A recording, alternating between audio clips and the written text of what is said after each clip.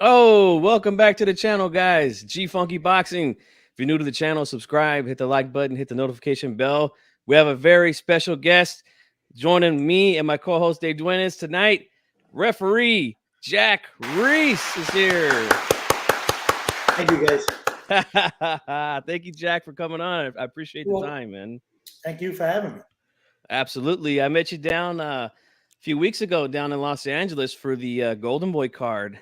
Fun card, wasn't it? It really was. Yeah, I Got to enjoyed ask you it. something. Got to ask you Sure. something. Honestly, correct me if I'm wrong, but hasn't female boxing just come so far so Yes. quickly? Amazing. The skill level It has sure really did. Yeah, changed. it sure did. Yes. You know, And and that, Gabriella comes from a fight family. I was even telling G Funky, like her mom was an amateur fighter. Her dad was an amateur fighter. You know what I mean? So, like, you talk about keeping it in the family. Holy smokes. Yeah, absolutely. yeah, and she's Did Freddie ever fantastic. fight? Did the father ever fight? Yeah, they both so I don't think that's how they met. I think they found out later, but they both had like a very very small amateur career. It's cool. Yeah, yeah, Mhm. and that was a fantastic fight. Actually met up with the Fundors later after the show at the hotel, and yeah, they're a sight to see. I mean, they're both so. She's very tall for a female, and he's a gigantic person. I mean, in real life. Yeah. So, but they're very nice people, and it was a pleasure to meet them. But Yeah. yeah, fantastic show. I was glad to be a part of it, and glad to meet up with you there and get you here. So, Jack, let's talk about something real quick. Your background, real quickly, for the audience. You were a fireman, right? You were a chief in the fire department. I was a captain on the Los Angeles City Fire Department. Okay. I Mm. did Okay. Yeah. 31 years with LAFD. Nice. I know my co-host here had a question about that, right? Go ahead, Dave. About being a captain? No. I Yeah. did it. I did Oh, it. No. I just knew that that's what he did. I know he came from Brooklyn, and yeah. I was like, oh man, okay. Well, Biggie came from Brooklyn. A lot of people came from Brooklyn. Yeah. Yeah. That's cool how you ended up out here in California for all the way from What Brooklyn. got you over here in California? First off, like leaving there, the East Coast is a completely different dynamic of from there to come down over here. I'll give you the Reader's Digest version of it instead of drawing it out. I was a amateur full contact kickboxer and boxed a little bit, but it was back in the day. It was very unorganized and weren't getting enough fights and stuff like that. And I trained for 3 months, sparred 105 hard rounds with different guys to get ready for a 2-minute round full contact kickboxing fight. Had the fight. It kept falling out. I was supposed to train 6 weeks. They couldn't. The opponent fell out. They couldn't find another opponent. It was a mess back in the day. Anyway, I had this fight and I injured the top of my foot. I threw a roundhouse kick, caught the guy in the elbow, injured my foot, finished the fight and everything. And I really needed a vacation. And instead of going to Florida to visit my girlfriend like I did all the time that was living down there, I said, I'm going to go visit my buddy out in California. And I just never left. I was 23 and, it was time to get my life in order and make the realization of that I was never going to be a pro fighter, and it wasn't going to pay me to have a living doing that stuff. And I just said, let me try something else. And God had his hand on me, and I got on the fire department about a year and a half later. Nice. Wow, Nice. amazing. Yeah. Yeah, that is great there, and you're a former fighter, so I know that's something that a lot of fans talk about is, are these referees, do they have any experience fighting, or they should have experience fighting if they're going to be refereeing fights. But currently, I believe you are the guy that trains all the referees here in California, right, Jack? I'm one of them. Yeah, I'm as old as dirt, so I'm one of the guys that have been around. They rely on me to pass on experience and viewpoints and stuff like that. So yeah, I do train them, as well as I got a professional referee school that I got two great guys working with me. You guys know Tom Taylor and Russell Mora, Yes. Yes. just a world class, top notch officials, and the three of us put this class on every year. It's called Soul Arbiter, and anybody who wants to learn about it can go on to soularbiter.com. And even people who don't want to be a referee can join us because it's a great fantasy weekend. You spend 3 days in and out of the ring, learning theory and processes and mechanics. And then you get in the ring and you apply them. We have professional fighters going through the motions with us. And you're surrounded by just great boxing people. Nice, nice. And we have already a super chat from my guy, Sly Tendency. Just give him a hand. Thank you for the donation. And he says, can you ask Jack about the Rolly stoppage? Now, I'm not sure if he can actually talk about other fights that he's not involved in. Is that something that you can do, Jack, or? No, I'm not allowed to criticize the performance of any other officials or even comment negatively on it. I signed an agreement. It's an ethics agreement we all signed. Right. All I can tell you is, look, I wasn't in the ring. I wasn't, 2 feet away from the fighter when Tony Weeks stopped it. He saw something that other people maybe didn't. But, a lot of guys at home are drinking beer and yelling and chatting. They're really not watching and, watching the progression of damage, considering the guy's, his age, his past few fights, what he's done in that weight class, and a whole slew of other things that leads us to a point when we say you got to pull the plug. So I can't comment on it that way. Right. Jack, let me ask you this. I know you can't comment about the performance of certain refs and stuff, but speaking about the Usyk getting hit under the belt that didn't look like he got hit under the belt against Daniel Dubois, how would you handle that situation if you were in the ring that night? Well, that'll get me in trouble, but just let me say this. You guys can be your own judge. What I would like to do for you guys, and I've done it for other people as well, is I will define clearly beyond any shadow of a doubt what a low blow is and what a low blow isn't. So there's a lot of controversy because people just don't understand what's written in the books, and some of the books were written incorrectly. And here, how that happened is people have confused 4 terms: the belt line, the waistband line, the hip line, and the waistband. They've been convoluting those 4 terms into one. And the reality is, did you guys grow up playing Simon Says ever in school? Yes. Oh, yes. Oh, yes. And butts up. Would you appease me for a moment? Sure. Okay. Sure. Right now, everybody stand up. Okay. Simon Says, put your hands on your hips. Okay. Now watch what I'm doing on the screen. I'm going to slide my fingers around till they come together. Right. You guys do the same thing. Just did it. That's your hip line. That's the top of your hip. Where is your belly button compared to your fingers right now? Right here. Like yours is a inch away. Hey, yours is a 4-inch gap, right? Yep. Yeah. Okay. What about you? It's a little bit closer than Dave's. Okay. So the point with this is the belly button moves different on different people. Yes. Absolutely. It is, right. Mario. No 2 people are alike. But the hip line is always where it's going to be. Right. You have a thoracic, an abdominal, and a pelvic cavity, and the top of the hip line ends the pelvic cavity. And a cup, a protective and foul-proof cup, was made to reach the top of the hip line across the top. So, well, I know if you're a beer drinker that it's going to be like 8 inches away from your hip line, right? Because the stomach extends and stuff. That's like 98% of boxing fans that we're talking about right there. So yeah, completely different. But go ahead, Jack. It's different. So it's the legal part is the top of the hip line, from the top of the hip line to the top of the other hip line. So let me just tell you something. In some sports, if your foot touches the line, you're out of bounds. But like tennis, if the ball hits the line, it's fair, right? Yeah, that's true. Boxing, a punch. If this is the hip line right here, this is the line. A punch that's on the hip line is legal. Ooh, yes. The term, it's got to be below the hip line. Below the hip line. So until the glove starts drifting down to maybe where only one finger was really on that hip line, a referee shouldn't say anything. And if it's still on the hip line with one finger, on the first couple of times it happens, keep them up. Hey, watch yourself, keep them up. When it's below that, it's definitely a low blow. Does that make sense? No, that makes perfect sense, Jack. And very clear. I want to comment on that because a lot of fans following that fight, and also some big writers in boxing, were complaining that it was clearly a low blow, not even close, can't even debate it.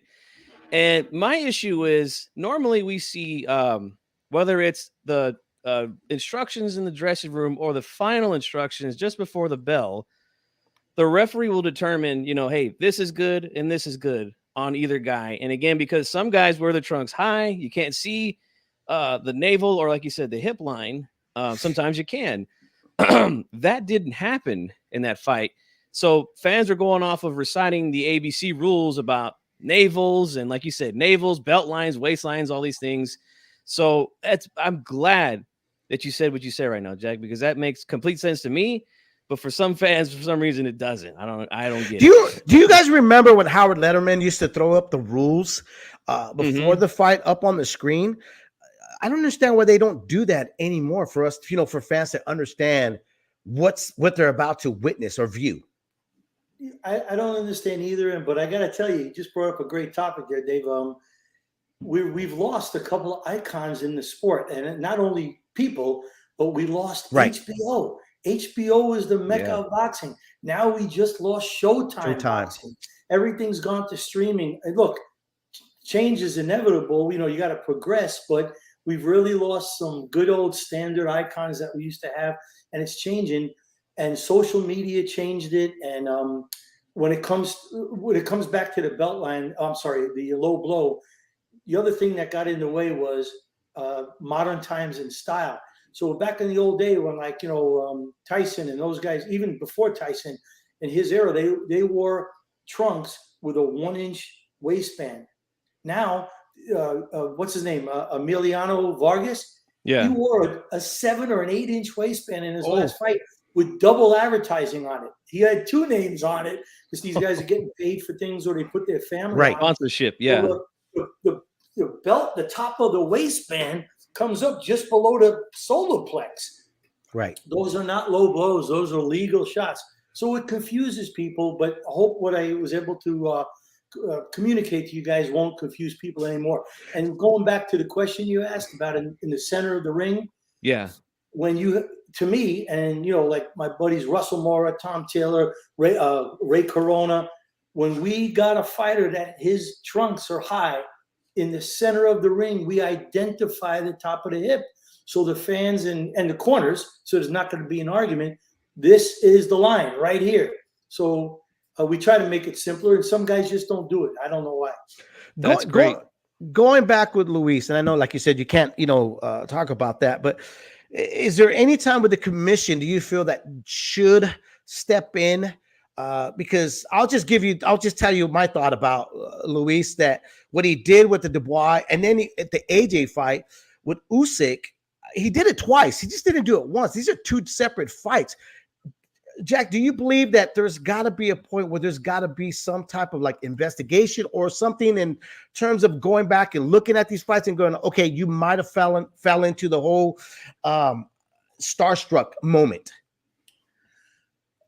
I can't comment on exactly what you're saying, but I will say this.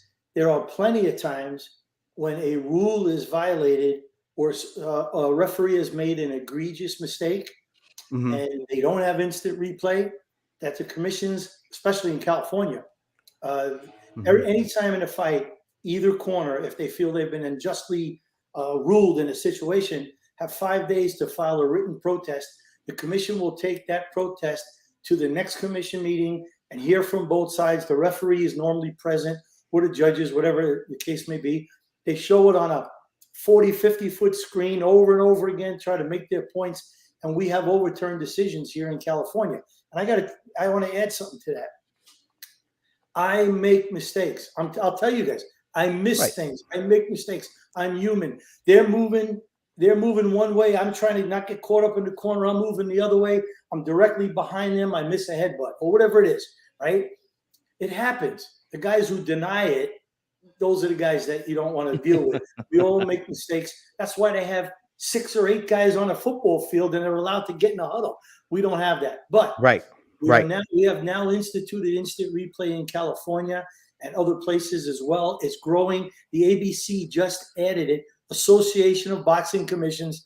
For those fans out there that don't know what the ABC is, they made the unified rules that we use in championship fights. It's a great organization, and they're recommending instituting replay, because I have found, me and other guys, we found that when there's something that's controversial and maybe we miss something, right? A headbutt, just say, and we called it a punch, and they show it and we can correct it in live time right there. The fans, the promoters, everyone's forgiving to us because we got it right. We made it right instead of living with the bad call. So I wish everybody would do it. Oh, that's great, man. Same here. Yeah, I wish everybody would do it. Yeah, what you're saying is, I mean, is what we've guys like myself and Dave have been saying, right? But because we're not a referee like yourself, we get backlash for it, and I'm sure we'll still get some. But I'm glad that someone like you, who we see in the ring, work these fights, says these things. Now, here's a question from the chat. I don't know if you know the answer to this, but we just recently found out that the Mexico does not operate under the unified ABC rules of boxing.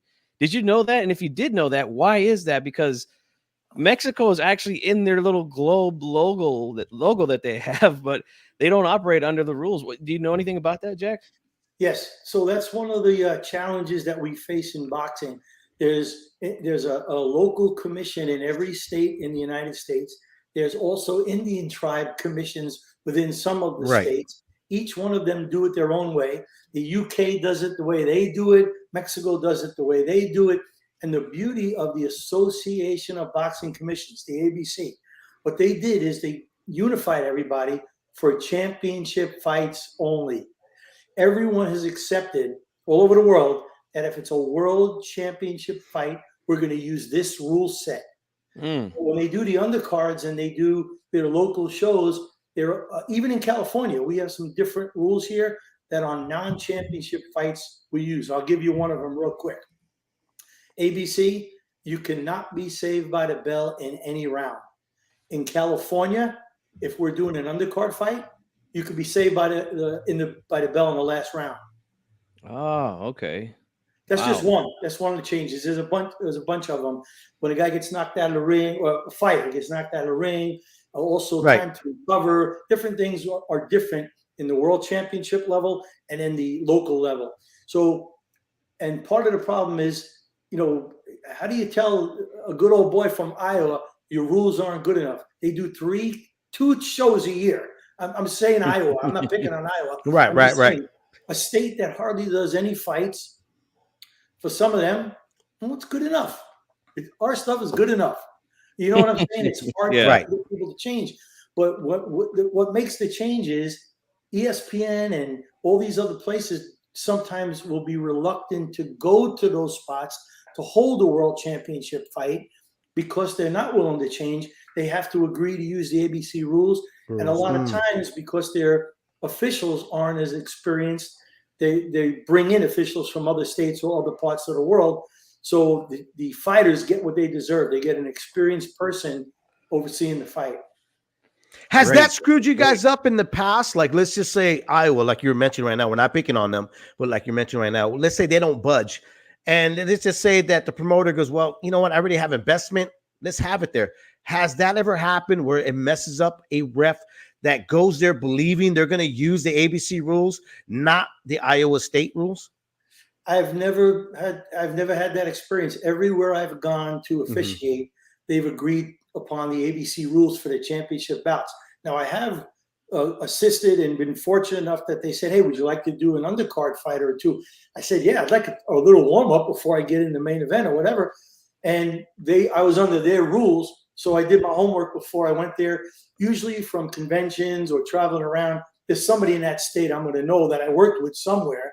And if not, now the beauty of social media and the internet, I can go online and download their rule set, call somebody, say, hey, this is pretty peculiar to me. What is the intent and the spirit of this? And how do they want us to handle this mechanically?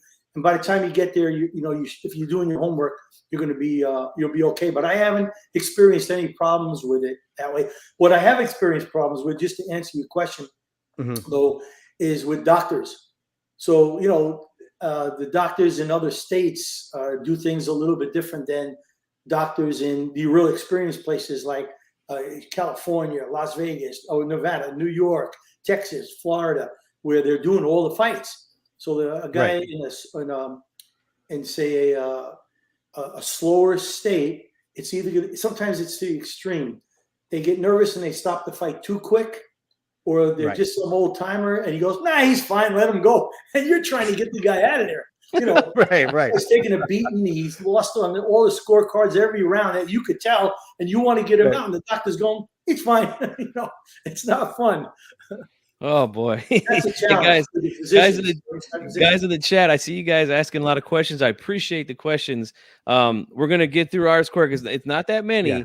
And then when we're done, we'll take all your questions. We have Jack here for at least an hour, so we appreciate that. But we want to get into some specific fights now that Jack has been a part of. Right. And one of the most famous ones in recent years that you were involved in, Jack, was a heavyweight championship match between Deontay Wilder and Tyson Fury that took place in Los Angeles.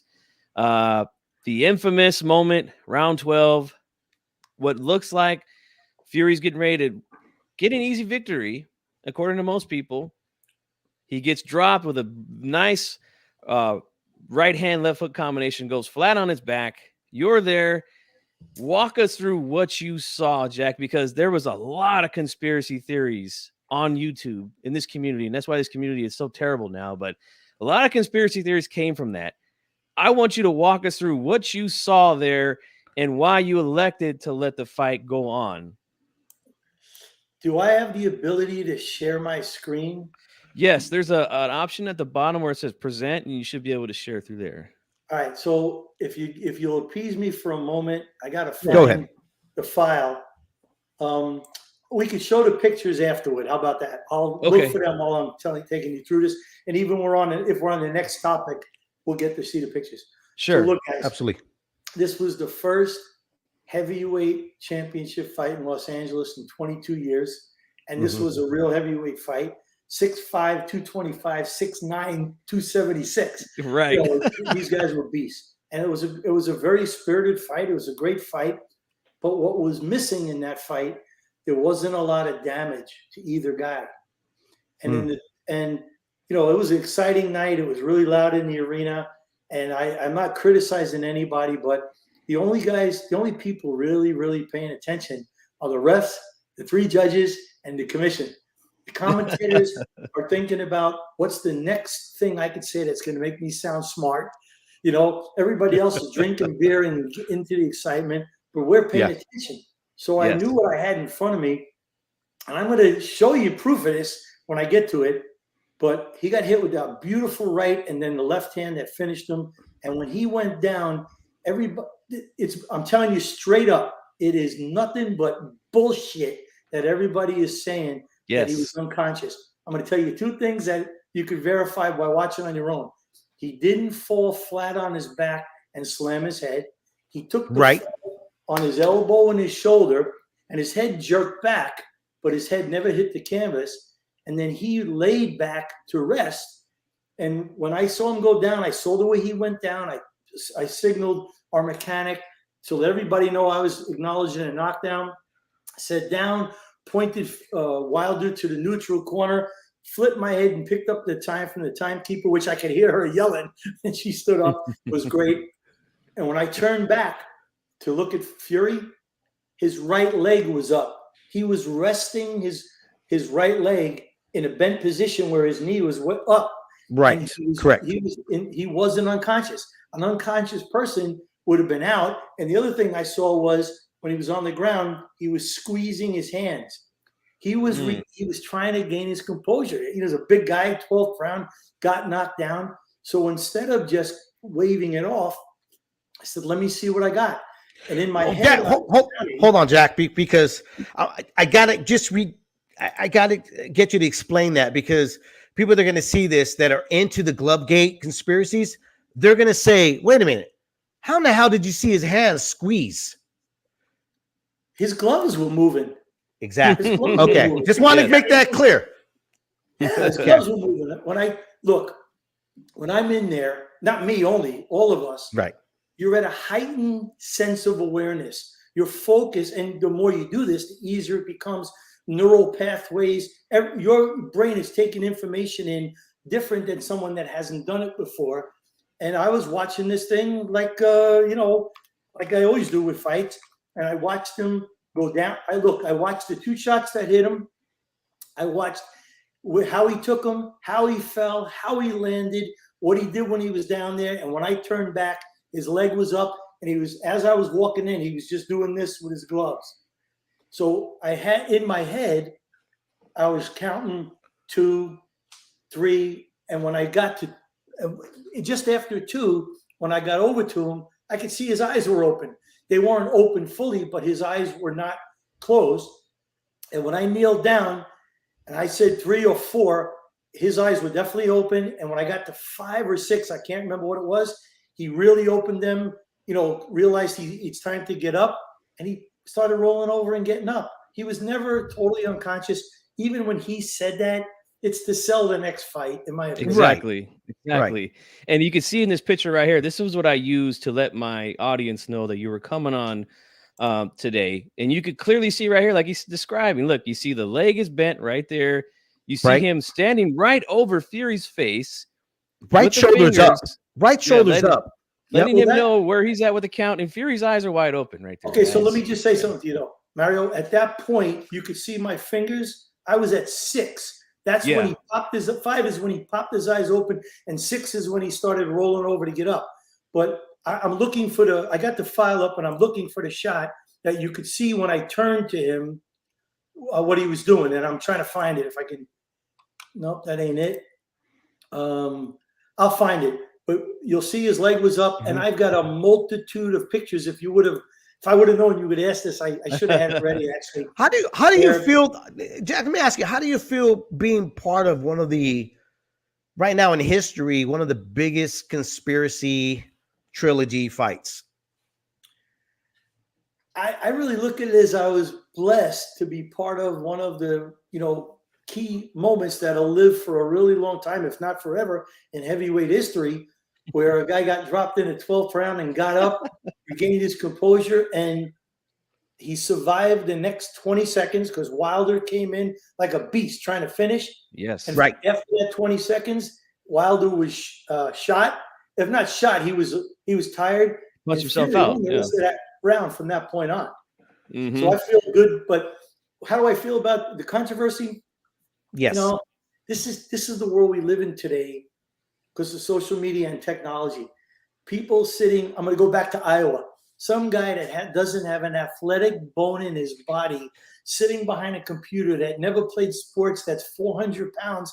He gets hurt because he can type and he puts stuff on a computer. I don't know what he's looking at. This never happened. Those things didn't happen 20, 25 years ago. It's now that the computer is so prevalent in our lives and social media is so prevalent, everything's controversial. We didn't land on the moon and all these other things that are going on now. Oh, 9/11 was American. Right. And they doctor up evidence and you don't know what to believe anymore. But it is what it is. How surprised were you, though, that, okay, because I get the fans, like God, what football, baseball, there's always fans that are going to come up with a reason why their team or their fighter lost. But true, this with fans, right? But this got a little deeper when you had a heavyweight champion buy into this and started like saying, yeah, you know what? Jack was probably paid to make sure that he, delayed on the count. How does that did you ever have a chance to talk to Wilder about this after? Has he ever approached you and even asked you, hey, were you in on the con or what, or any of that? How did I feel about it? I was very disappointed. Mm-hmm. I grew up totally different. I really feel, I'll give you a great example. I'm going to go back and I'm going to put this on you. How did you feel about Mike Tyson when he was saying terrible things? I want to eat your baby. I want to fuck you in the ass. When he was having his nervous mental breakdowns. I love Mike Tyson. Terrible. Just don't even go there. I love Mike Tyson. But I don't discredit Mike Tyson for that. I discredit the people he allowed in his life that were feeding him with a bunch of shit. Yes. And Yes. they screwed Mike up. So the way I look at this is, I'm no expert, you know, but maybe Deontay Wilder has some people in his life that, I don't know. I don't think my wife would have, if I was Deontay Wilder and I lost the second and the third fight, would allow me to walk out and say, my uniform, the 30-pound uniform I was wearing, took my legs that night. Yeah. About 25 other things. Okay. So, did you ever see Napoleon Dynamite? Yes. Yes. Remember Uncle Rico? Rico. Yes. Yes. We all have them in our lives. We would all dress and look like Uncle Rico and say, I could throw a football over a mountain if we didn't have somebody in our life saying, you ain't doing that shit. You are not going out there and doing that shit. Well, in this case, I think that it's just a point where the people around him they want something from him. This is what happened to Tyson, Robin Givens, and Don King. Right. They wanted something from him, so all they do is feed his ego. Yeah, yes, men. Yes, but that's not the way to serve a real friend. You're absolutely correct. Let me just show you guys something. I'm going to share two things here. Go ahead. This is great, man, and you're 100% right about that. Bunch of yes men. That's all it was. And Wilder himself was only doing interviews with guys that agreed with the nonsense that he was spitting out. How do I share the picture? How do I share the picture that I want? Okay, if you just click the present, and it should give you an option from there to share the screen. You should just select it and then hit share, and then I'll put it on the screen. Well, it's just showing me a window. I want to share a window with it, or a player, or a preview, or a picture. It's not allowing me to. Is it a video or? No, I got videos, but I got pictures of the exact moment that we were just discussing that I would love to show you guys. So I'll try it again. Yeah, you see, once you hit present, it should say or a video file. Hit where it says share screen. I did. Click, okay, and then is there another screen that popped up, and then there should be. It says to use mono share screen and best work. Are the files there from your computer that are the pictures? No. When it comes up, it says Chrome tab, window, or entire screen. Try the Chrome tab. The entire screen, and then I'm going to do do the entire screen first. Yeah. I got to go to Chrome and do all this crazy stuff. Forget it. Yeah. How about if I send this to you and you share it? Sure, you can do that. Yeah, you can do that. All right. So you can see this picture I'm sending you is when I first got to him. You'll see I just started to make my count. I hadn't even got the full count out yet. His leg is up, eyes are wide open, looking at me. All right, so let me just send this to you in the mail. Mario, remind me of the address, the email address. Okay, it's gfunky84. Okay, it'll come up. There we go. I got it. Pick one. I'm just going to send you pick one. So this is when I first got to him. Okay, the next one I'll send you. So there's some people here in the chat that are bringing up some of the things that they heard from fans on YouTube. Someone said that you were paid off to give Fury a long count. Somebody said that they even said you had smelling salt in your hand to help wake up Tyson Fury. I mean, this is this is unbelievable. Again, have you ever had a chance to talk to Deontay? No, he has been. I'm open to talk to him. I respect him immensely. I did 5 of his fights. The 4 before this one, they were so happy with me, they kept bringing me back for more. And then this incident happened, and he's been very professional. He's been bad mouthing the shit out of me and saying a lot of bad stuff. But when we've passed each other in the hallway of fights, he's gone his own way and he's ignored me. And I'm going to stay away from him and be professional. So no, I really haven't chatted. Someday I would love to sit and chat with him at a different chapter of his life, because like I said, for 4 fights before this, I walked on water with that camp because I was honest and I was fair. And and you could see in his 4 fights prior to this, he didn't knock the guy out. He dropped him He dropped his opponents in the 4 fights I did prior to that, but I stopped all those 4 fights because I felt the other fighter had taken enough. And it was the same thing with this. So, Right. I'll tell you. So tell me if you got the pictures, Mario. Yeah, I got them. I'm just looking for the Go to second picture one. 2. Okay. Let me go to the folder. This is great, man. Thank you so much for this, Jack. Oh, of course, of course.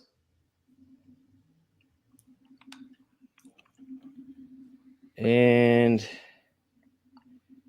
okay, why is the second one not showing up? So, or you can go to picture 1 and I'll just explain it. Picture 1 is one to him. His leg is up. You could actually see his gloves. Well, you can't there we see go. what he was doing, but he was squeezing those things. And look at his eyes. Yeah, you can see him they're open. He's open. looking right at you. Well, Yeah. I don't know what I know what everybody's doing crazy about, but it's just conspiracy theories.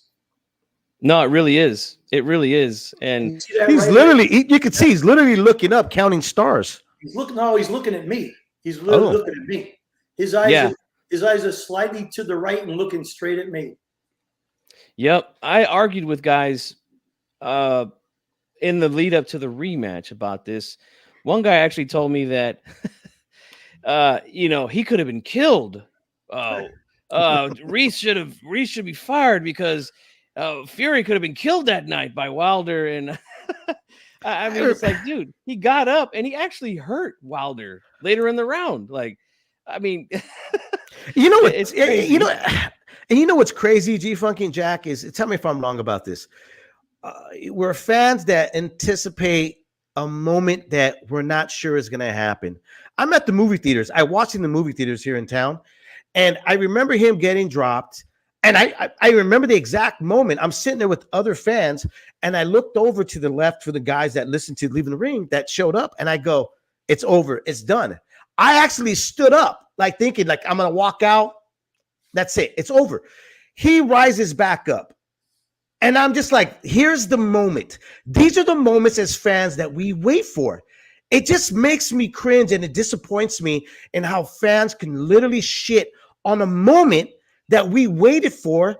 Like this is why we became boxing fans. It's the drama of unexpected in the ring.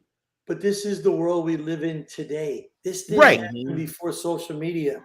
And you've identified it 100%, and we have to live with this the rest of our lives. I hope that you guys never have to be put into some kind of controversy where people lie about you and you got to answer to these type of things. But I got to tell you guys something. 99% of the boxing community has opened their arms and reached out to me and thanked me. And I'm gonna explain what you just said a little differently.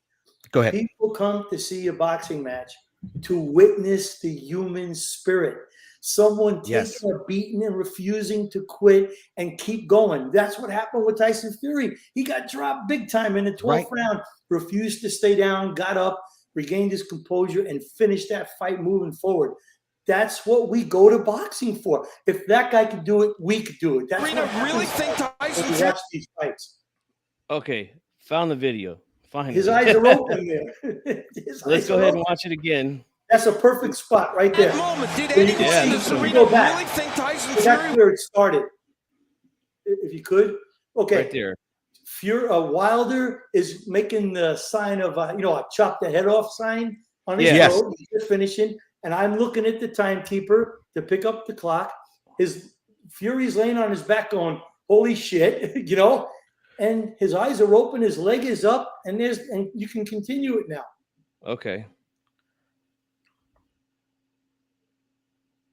Yeah, you can see his eyes are open. Yeah. Yep. So look at that. You guys, he's even moving his mouth. Yep. You guys There he did is. a great journalistic job today. Thank you for showing that. That's great. Absolutely, Jack. Thank you for giving us this. This is great, man. Yeah. And look, and again, it's not for us to be controversy, but it's just life. It's just life. What are you going to do? I'm happy to be part of something.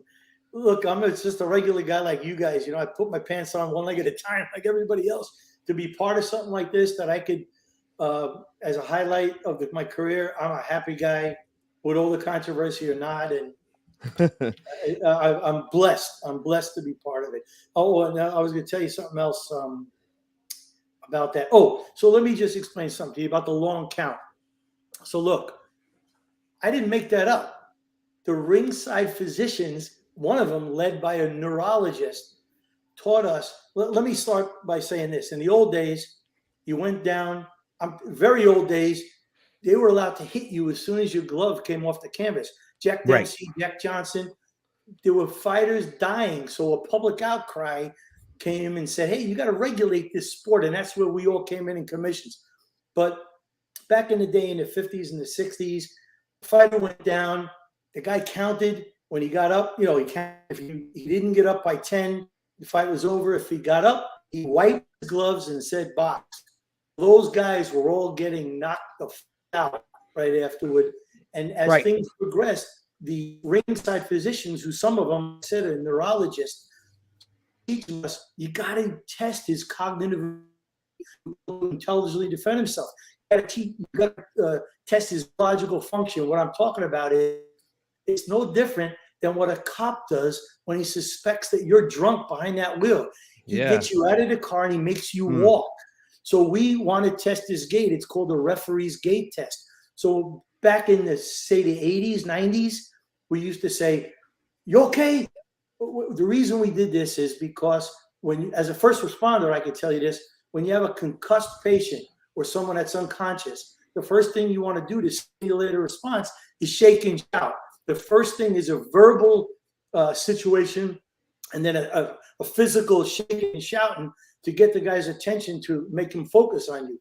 Well, with a sobriety test, you want to make them walk. What they found is I don't want to get technical, but the frontal lobe is one of the first and the last, first developed, last to go in your body. So that's why some guys who are drunk and they walk, they could stumble forward, because the first thing you learn to do as a baby when you get up, you learn to walk to your mom and dad, and it stays with you. One last thing to go. So the doctor said, look, to really test their cognitive function, it's not only walk forward, you got to do something else. So people were saying, raise his right hand, make him, do this. It was funky looking and what the guys were trying to do. They said it's pretty simple. Make them walk to the side and turn, because making them turn makes the brain communicate with the other lobes. It's something that's just not in the frontal lobe. And if the guy can turn and walk back to you, then his brain is communicating. The lobes are communicating with each other. So we got this from them, and I instituted in that instant, because that was the 12th round of a really good fight, and he went down hard, and I wanted to make sure. I knew I had a tornado named Deontay Wilder across the ring going to come and try to, finish this guy, which he did. I had to know he was able to understand where he was and protect himself. Right, protect himself at all times. And guess what? Great. It was early when we started doing that, and now it's written in the ABC manual, and everybody's doing it. Everyone's doing it now. And Jack, the funny thing is you mentioned that, and it all makes sense. Neurologically, right? Makes sense. Yes.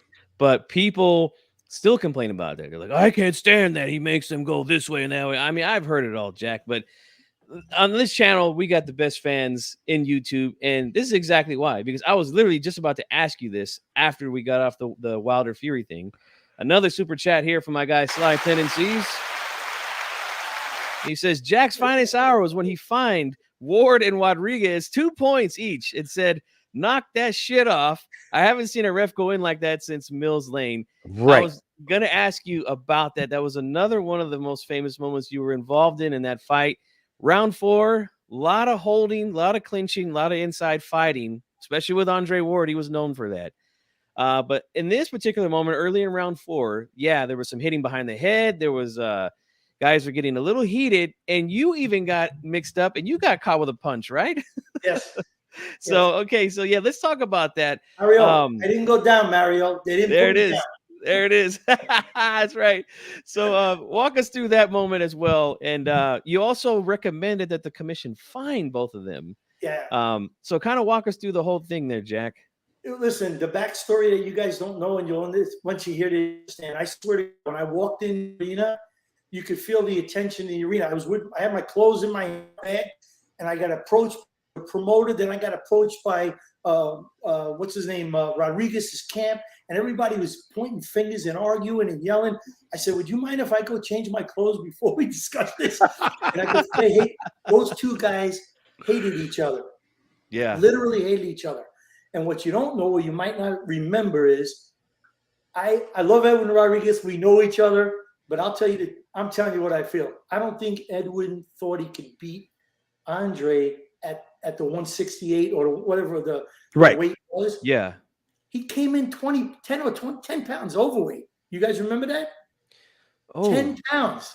wow. No, I don't remember Okay. that. Wow. So they had a stipulation. So that's demonstrating you didn't even try to make weight, because you'll take the penalty and you'll fight the weight you're comfortable with and not have to train that next day in the fight. So this is what the camps, part of what the camps were arguing about. Ward and his camp almost called off the fight. There was big money involved.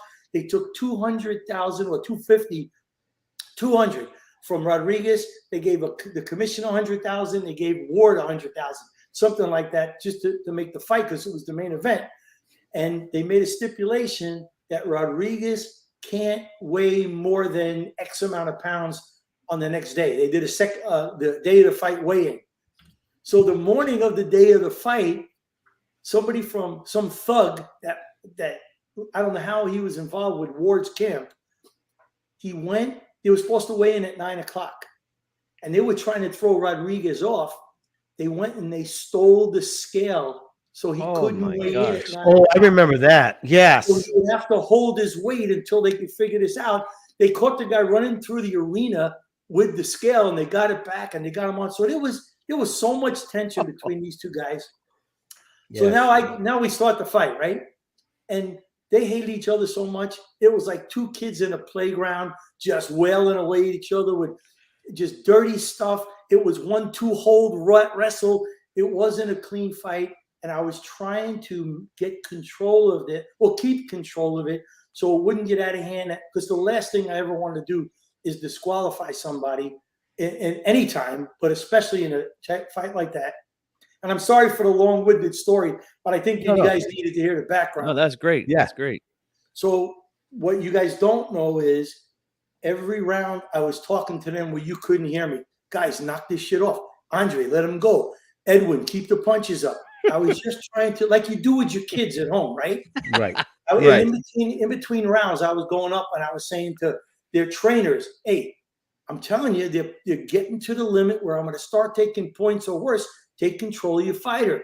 And in the fourth round, they got tied up. Andre's head went underneath Edwin's arm.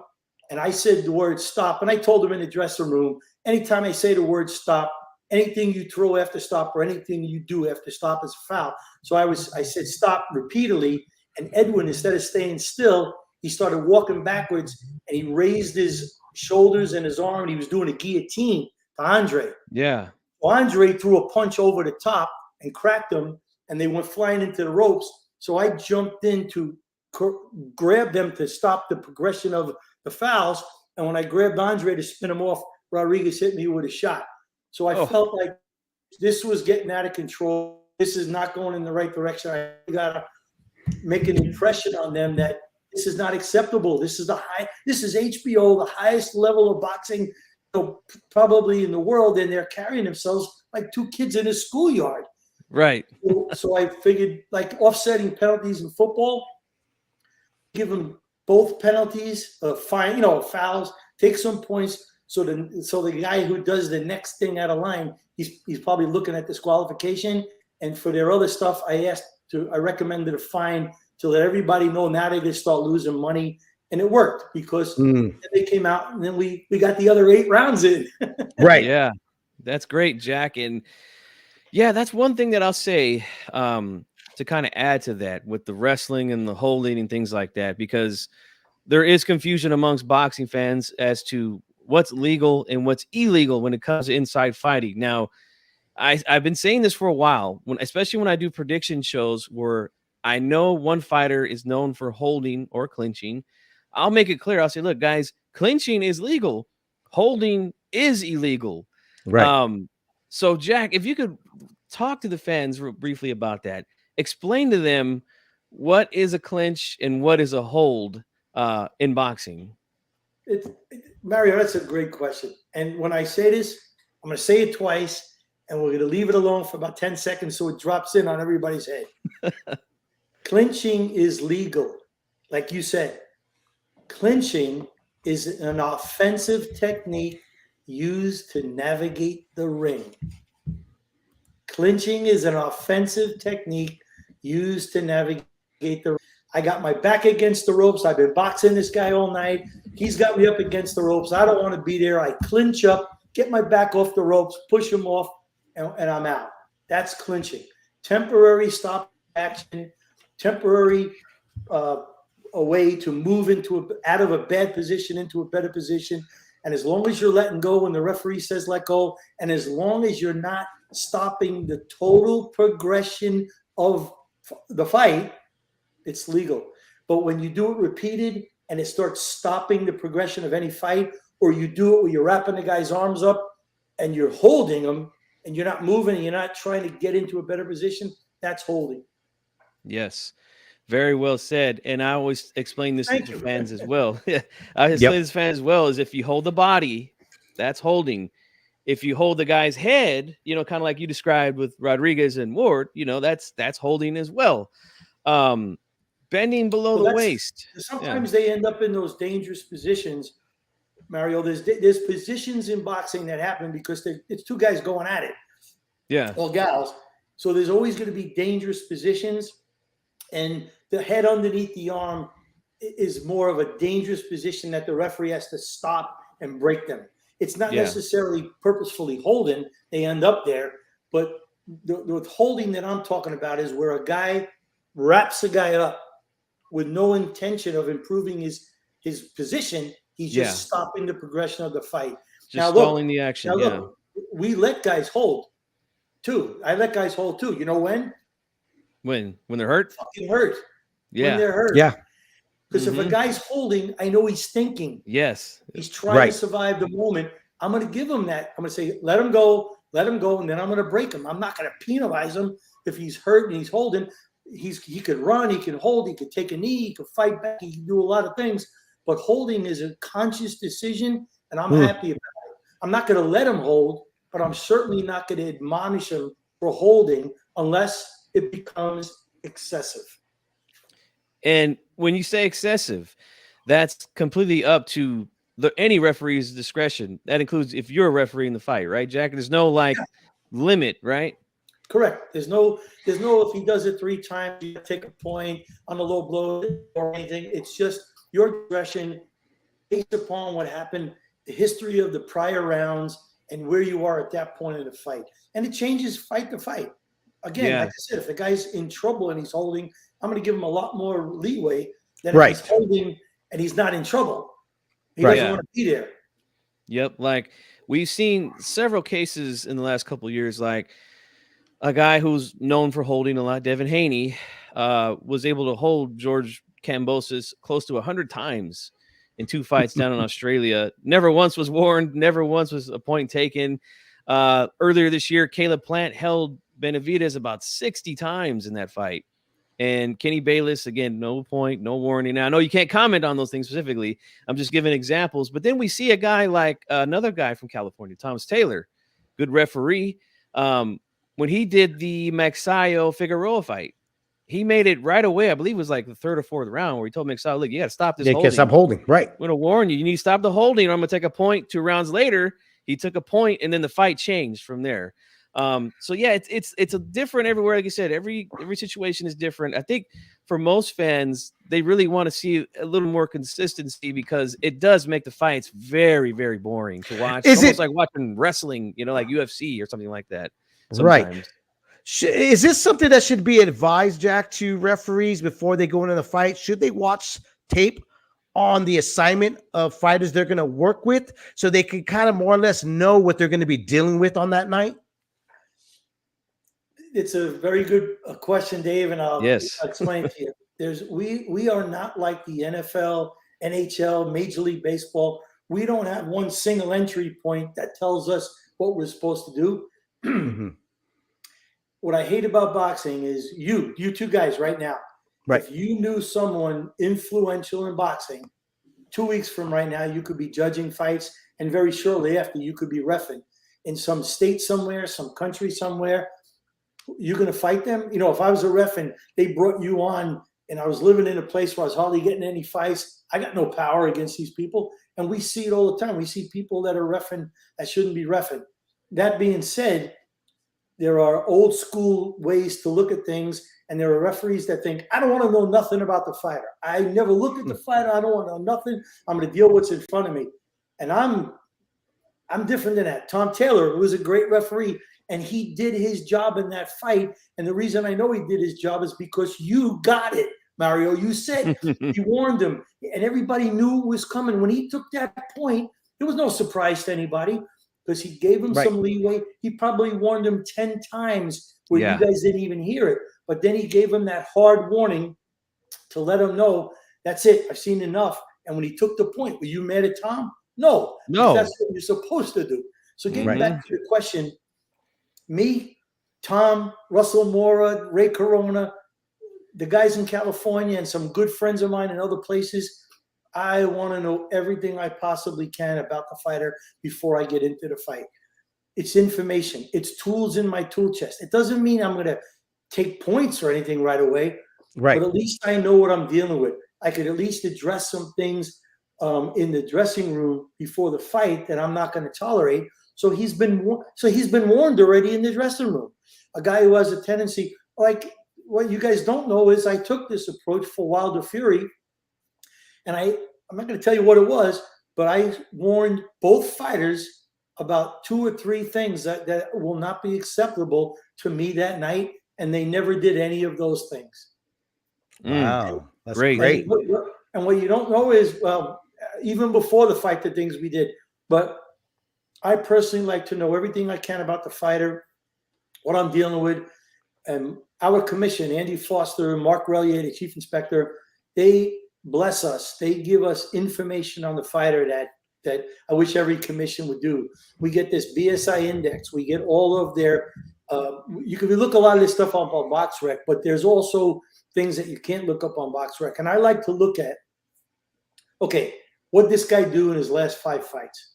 And was one guy the up-and-coming champ, and the other guy is the on his way out champ who hasn't won in the last 5 to 8 fights, so he's lost 6 out of the last 10, 3 of them by stoppage. He hasn't fought in this weight class before because he can't make weight and he's moved up.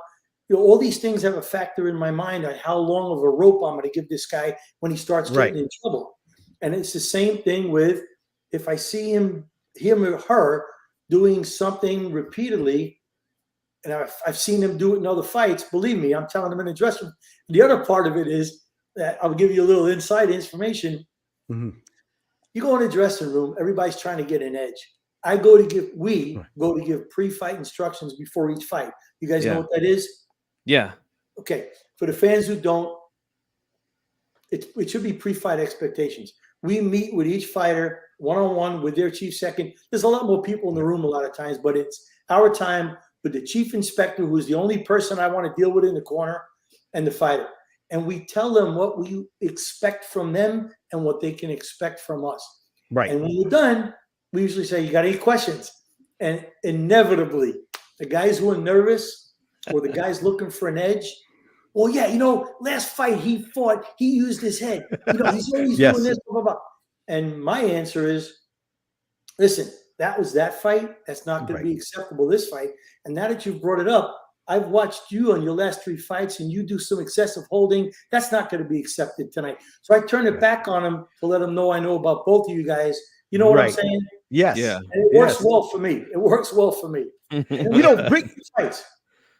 Bringing up, God, he keeps saying his name too. And Tom the Taylor? other referee. No, the other referee. Mora, Ray Corona? Yes, Mora.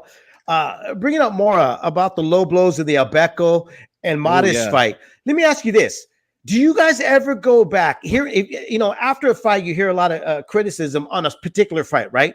Do you ever go back and watch it and go, I need to fix this. I can't have that same night performance. Have any of you guys done that? I do it all the time. Okay. Nope. Listen, I told you guys, I make mistakes. Right. I walk out of that ring, I've got a set group of peers that I work with that I trust them, that they're going to give me an honest answer. Like if I walk out of the ring and I stunk the place up and I go, I always ask. I don't say how did I do? I don't say that. I go, you saw what happened tonight. What could I have done different or better? So the guys who go like this to me, you did great. You look great. Those aren't the guys I go to. The guys I go to are Tom Taylor, Russell Moore, Ray Corona, and guys across the country, Bill Clancy, other guys. And we sit with each other on the phone or watch the fights just like we did. And they'll say, well, in this situation, I thought maybe you could have stopped it. Or in this situation, why did you stop it? Maybe you could have let it go a little longer. Or why did you wait to take those points? Or what did you see? You know, all that and stuff like that. And we make each other better. So, yeah, it's definitely something to improve. You need to self-critique, and you need to have honest peers that are going to ask you the questions to assist you in looking at it. Yeah. And I believe, correct me if I'm wrong, Jack, and Dave as well, but I believe Mora wasn't he reprimanded for that after the Obeko fight? I believe he was. Reprimanded for what?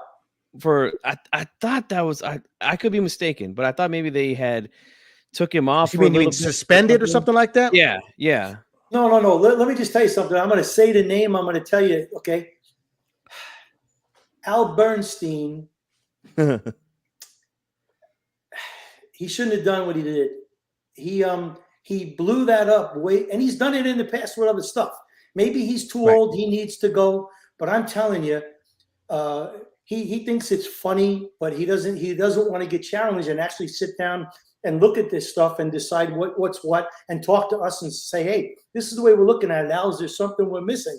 It's just about some of these commentators. It's all about bringing attention to themselves. Okay. In that situation, he blew that thing up with his outrage to try to get more people to maybe hit the likes or make himself more controversial so he would keep his job and stuff like that. That was stated way worse than it was. And I would say, you don't judge a guy by one performance. We all make mistakes. We all screw up. But look at the end of Russell Moore's career, the last 5 years of his career. I challenge you to look at the last 5 years in Vegas that he worked. He did every major fight. Yeah, and, yeah. Right. And it's never happened again. And it's never happened again. It's like, unless you've been a fight fan as long as we have, you remember that moment. And the reason why I remember the moment the most is because I had Obeko immediately, like, I think 20 minutes after the fight, jump on and speak to us. And even Abner Morris jump on and speak to us. But I got to say, after that, I never saw that happen again when it comes to and like you said, well, Moore did the third they fight. blew it out of proportion, and I'm going to explain to you why. These guys have foul-proof cups. Yeah. They have. I could show you films of guys getting punched directly in the groin, and their waistband is about half-inch thick, and they're foul-proof cups. And it was blown out of proportion. There were some low blows. Don't get me wrong. There were low blows. He was trying to take care of it the way he was going to take care of it. But those guys, let me tell you something. Guys react sometimes. If I hit you below the belt, you would go, and grab yourself because your mind thinks it's going to hurt. It's supposed to hurt. It's like, yo, protect the jewels. And you go, oh, shit, that didn't hurt. But you're not going to say, hey, that didn't hurt. You get back to fighting. You're already grabbing yourself. And it looks way worse than it is. But I can show you videos that we took of punching guys in the groin and these foul-proof cuffs. Now, don't get me wrong. If a guy gets hit with like an uppercut and it brings the side of the cup into the testicles, it's that hurts. It's painful, yes. Well, even rubs against the thigh. I mean, you're going to feel that discomfort.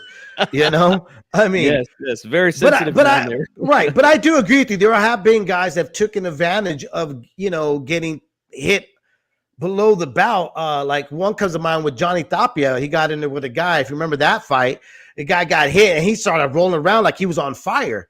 Things happen like that all the time in boxing. These fighters are human. They're going to take what they get from us. You ever see the flopping in basketball and soccer? Oh, yes. Oh, yeah. Terrible. Well, we got it in boxing. We got guys that get touched near the belt line and they're rolling on the ground. they'd rather take a payday, get the money, and walk out smiling. I didn't get hurt. I just made $500,000. It's just Jack. Let me ask you this, because me and my co-host here, we've had this conversation about the floppers in sports, right? Boxing has always been, for some reason, it's always elevated that, oh, this is why boxing is going to the dire, it's going under the grave. When you brought up like other sports, LeBron is the king of floppers.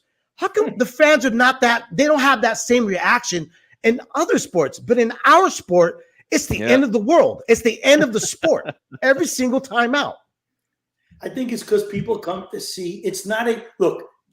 Basketball is a game about putting an orange ball into a hoop, right? Boxing's about machismo and giving it your all and taking everything that the other guy has and keep going.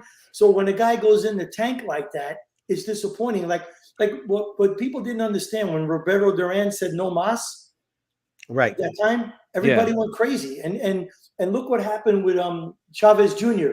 when he had less than stellar performances and quit and walked away and stuff like that. Because fans want to see a fighter give it his all so he can believe in himself as well. That's the purity of the sport. But they're human. We're human. These fighters are human. And I got videos that I show in my classes of fighters faking a low blow, and then the referee grabs the other fighter to warn him or take a point. And I got videos of the fighter looking at their corner going, I got stuff where a guy got hit right here. He goes down and grabs his groin, and it was a clean, clear shot. And he's looking at his corner. He's going like this. He's shaking his head all the time. I was sick. I had a guy. I'll tell you a funny story, and I love him. I see him all the time now. His nickname is Baby Tyson. James, I forgot his last name. We're doing a fight. I guess he was there. I don't know, there for payday. Maybe he thought he couldn't beat the guy, whatever. He went down. This is on a little club show. He went down, and I never saw a punch that he went down from. And I stood over him instead of counting. I said, "You did not get fucking hit. If you don't get up, you ain't getting paid." He jumped up, did a backflip, and started fighting. That's great. Club shows, you will see wild stuff like that, Jack. Absolutely. I was at a club show last year around this time, and a guy literally just in Sacramento, where I live. It was a Thompson boxing card, and the guy's opponent just stopped fighting. I mean, it was almost like Oliver McCall with Lennox Lewis, except he had a mental breakdown that time. He had a mental breakdown. Yeah. The guy just literally put his hands down, and the referee was like, "Okay, you're not defending your that's it.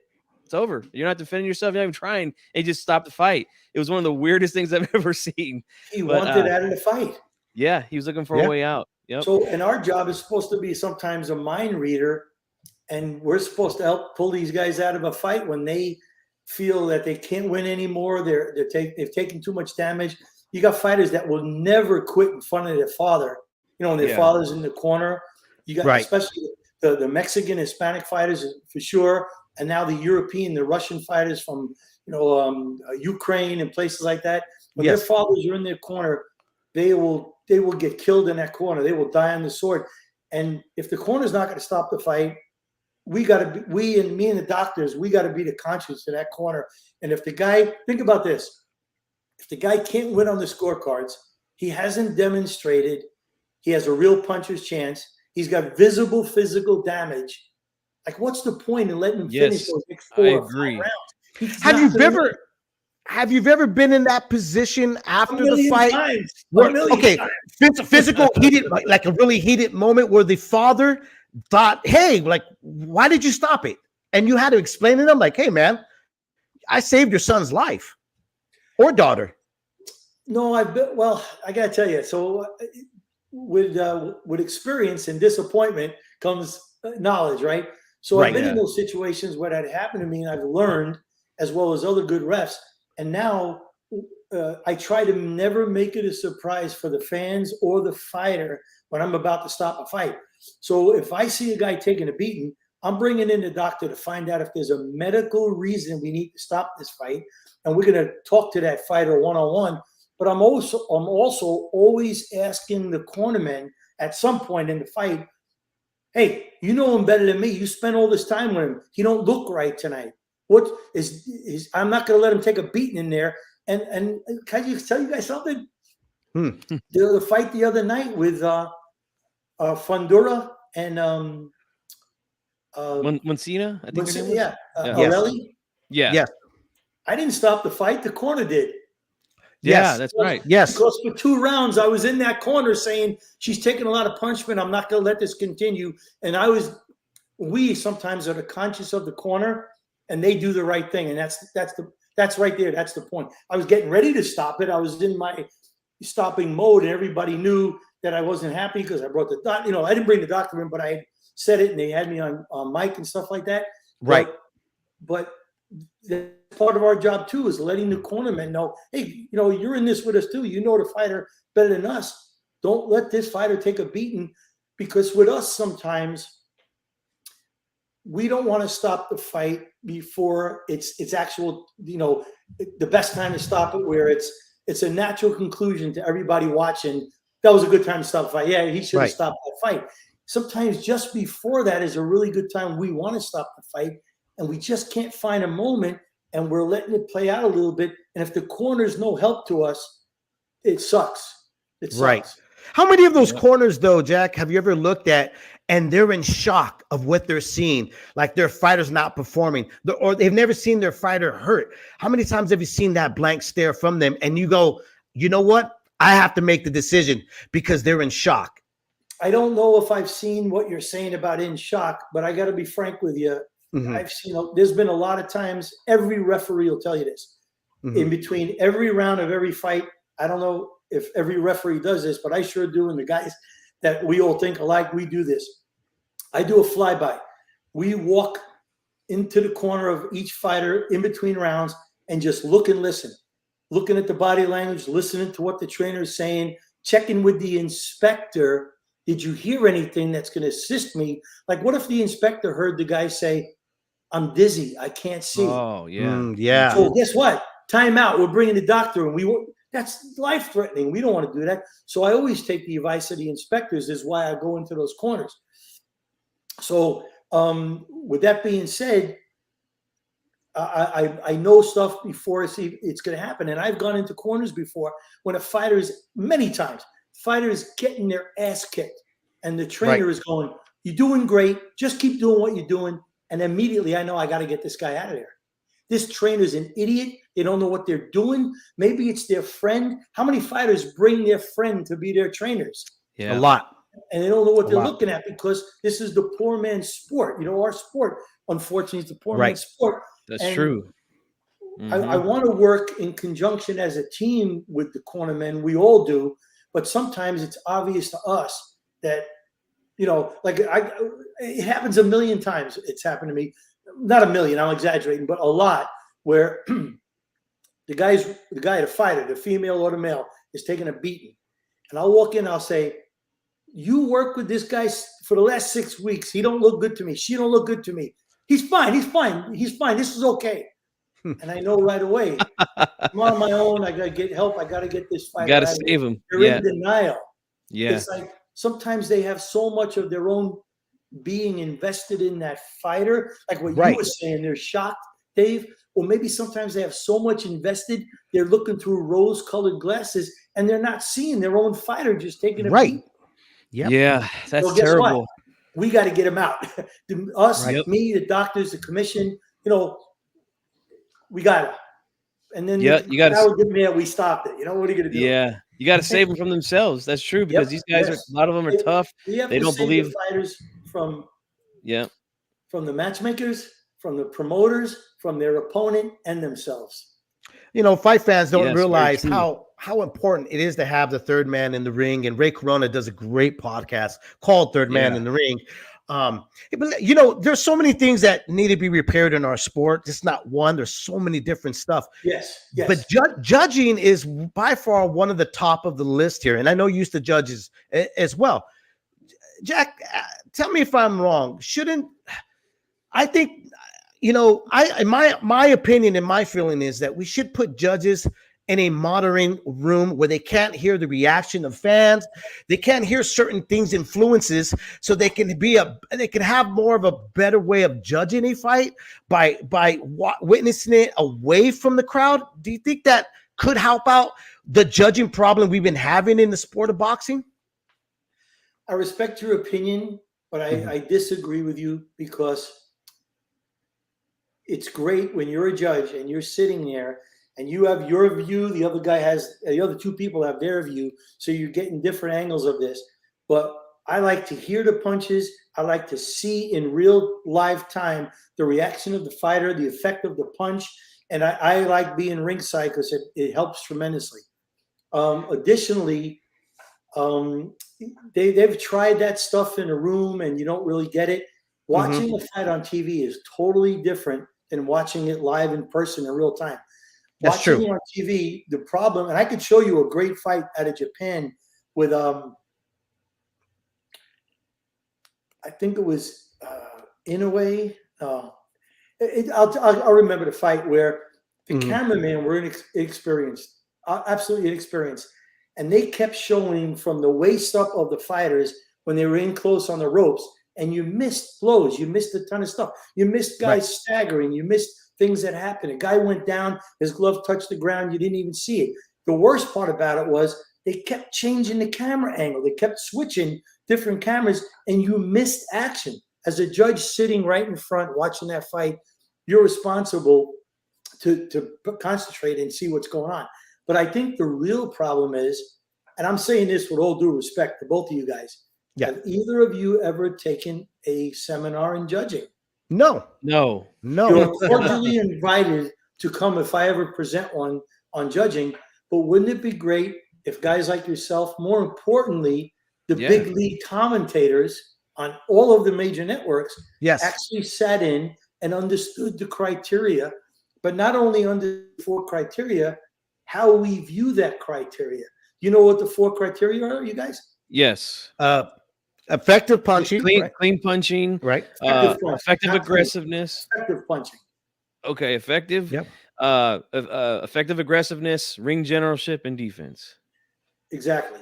So, but what do those mean? And the problem with boxing is who and what they're teaching in Nebraska is different what they're doing here in California, because they do 6 fights a year. We do 120 a year. So it comes down to, where are they getting knowledge from? They're getting their knowledge from, and when I was a fireman, we used to laugh about this too. On the LA City Fire Department, they used to encourage us to transfer to another part of the city every 2 years, to always, so you get a big picture of what's going on and a more global approach. So the firefighter or the guy who stayed in the same firehouse for 30 years, and that area was East LA, and they did single family dwelling fires and they did a lot of grass fires. He might be an expert on single family dwelling fires and grass fires. He knows nothing about high rise and brush and rescues on the freeway, because there was no freeway in his district. And you got to know a variety of things. So if the guys in Nebraska are learning from a guy who was only a judge in Nebraska, and even if he did it 30 years, he's doing the same thing the way he did it 30 years ago. It don't work. Well, I tell you this. I know that there's a building here in Sacramento for the commission. If you do it here, I would definitely show up to that, Jack. I'm not 2005 sure Evergreen. It's right. I would definitely take a drive down over there where you're at. So I got a good one for you. Guys. Go to the ABC website. And look for the next ABC judges training and referees training if you want to join.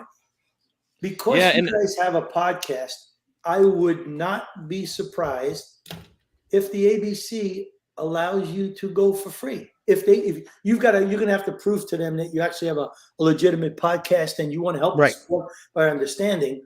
But even if they don't, if you pay $50, $100 to take this course, I think it's worth it. It's well worth it. Oh my God! I'll show him this interview, Jack, and say, "Hey, I'm definitely all about putting information out there." And yeah, that's why I keep this little thing here too, because they don't show this anymore for some reason. I So cannot remember you got that from Showtime. it was maybe 20 years HBO from ago? back in the day, yeah. And So it's effective punching, not clean Right. punching. Effective. Right. okay, because they don't show that So anymore. the thing you got to say to yourself is, what effect did the punch have on the other fighter? So let me just give you something real quick. You step in to come and attack me, right? And I stick a jab right in your chest, and it stops you in your track, and you got to reset. Set right. I didn't damage you, but it was effective. But my punch had effect, because now guess what? I'm fighting where and when I want to fight. Ah, yes. So this is the kind of stuff that we talk about, and they show Steve Weisfeld. So it's absolutely wonderful at it, and they show videos. Steve Weisfeld did something. You guys know Steve Weisfeld? Yes. Yeah. He did something at the ABC we just did in the Dominican Republic. I taught the referee seminar with Russell Mora, and Steve taught the judges seminar. And Steve showed a round of a fight, and he had everybody score it. And I don't know how he did it. And I'm just saying, the majority of people went 10-9 to the left, okay? He showed another segment, and he asked everybody to score it, and everybody went 10-9 to the right. It was the same round, two different cameras, the angles. Wow. Yeah. I don't know how he even got it. Right. But this is the kind of thing you want to get exposed to, so you can learn. So how do we fix that though, Jack? I mean, because training. Okay, Training, but so let me speaking about different, being on different sides of the corners of the ring, seeing different views, which you just mentioned right now. One guy scores it 10-9, the other guy scores it, another way. Then I don't think it's fair to say that. Like, let's say, okay, let me back up.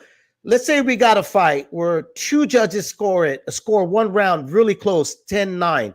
Another judge scores it, let's say, end of a fight.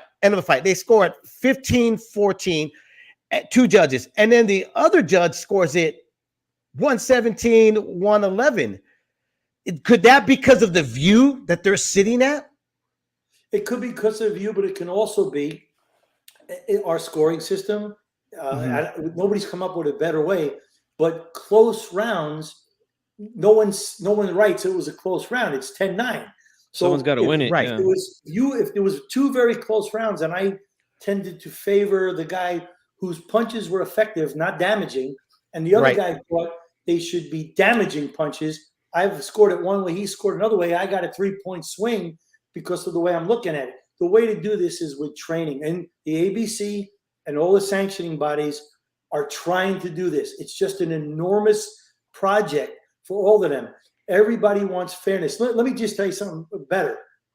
All of the sanctioning bodies and the ABC, and especially my commissioner, my executive officer, Andy Foster, what they're trying to get in line now is scoring a 10-8 round without a knockdown, and scoring, how to explain? Fighter A is winning the whole round easily. He's winning the round. It's not excessively decisive, but it's decisive. There's different levels, and this is what you'll pick up in these classes. And then at the end of this round, fighter B hits him, knocks him off balance with a flash knockdown, but an inside park home run is still a run on the scoreboard. That knock is still a knockdown, right? Yeah. Well, some guys are going 10-10, some guys are going 10-9, some guys are going 10-8, and we're all over the board. And they've been addressing that lately too, as well. That's good. Taking taking a fighter off his feet has value. And they're trying to get everybody on board because of where they learned it, where they picked it up, how long they've been in this sport, and how they learned to do it. But they're working on that kind of stuff. They're working on it. I agree. Is there I'm sorry, because I'm trying to understand more judging, because I do definitely want to take that class. Is there a Dave? Let me interrupt you. You should try to find out. This will be wonderful for you. I don't know. Mario, you're in Sacramento. Dave, where are you? I'm like an hour away from him. Yeah, he's not far. Yeah, I'm not very far. You said Blythe? No, I said I'm like an hour away from G. Where I'm at. Yeah. Oh, Yeah, okay. from Sacramento. So my point is, if you guys really want to grow, spend Yes. a couple bucks, make it a vacation with your family. The WBA is doing a thing in Florida. Look at all the sanctioning bodies where their conventions are or where they're holding training. I know there's training in Baltimore coming up this weekend in Maryland. I know I'm doing a seminar in North Carolina on the 8th for the ABC, and it's 4 to 5, 6 hours of theory and films and what referees could do different or better. If as you start rolling into this, if you invest in yourself, I promise the dividends will pay off on your knowledge, this podcast, the amount of viewers that are coming to you, and your voice will be taken a lot more serious. Not that you're not serious now, but Right. you're going to be recognized as a true authority because of the training. It won't hurt you to invest. Absolutely. No. I'm going to look into that for sure, man. Yeah. And we appreciate the information. And hey, let me know next time it's here, and I'll show up. I'll definitely show up. We don't really know each other, and I'm trying to be humorous with you, but I'm also being serious. Yeah. I'm not your father. I'm not the one that's supposed to call you and tell you. Get on the internet. He just gave us the website right here, man. His websites. You can look up WBA, ABC. The websites will pop up. Navigate the websites. Look under training, and you'll on the ABC website. There's a thing. It says training, and you pull it down. It says upcoming training, past training, and you'll find it. But same thing with the sanctioning bodies. If you just bookmark all the sanctioning bodies' websites and you check them from time to time, you'll see when the training is coming up or when the seminars are coming up. And I'm telling you, you will get great interviews while you're there from these officials. You'll see fighters at a lot of them. You'll get great interviews while you're working and getting the knowledge. That sounds good. There you go. I'm asking you guys. Mario, I was kidding around with you. No, it's good. It's good. I understand, man, and I appreciate it. Same commitment I'm asking of you guys, I ask of the referees and the judges. I don't want some guy who thinks that refereeing is a part-time job. Refereeing is a part-time job with a full-time commitment. You can't casually be a good referee. You have to be committed to excellence. You have to understand the jargon, the lingo. You have to articulate. When a person like yourself asks me a question, I have to be able to articulate to you and anybody with a 5th grade level what just happened.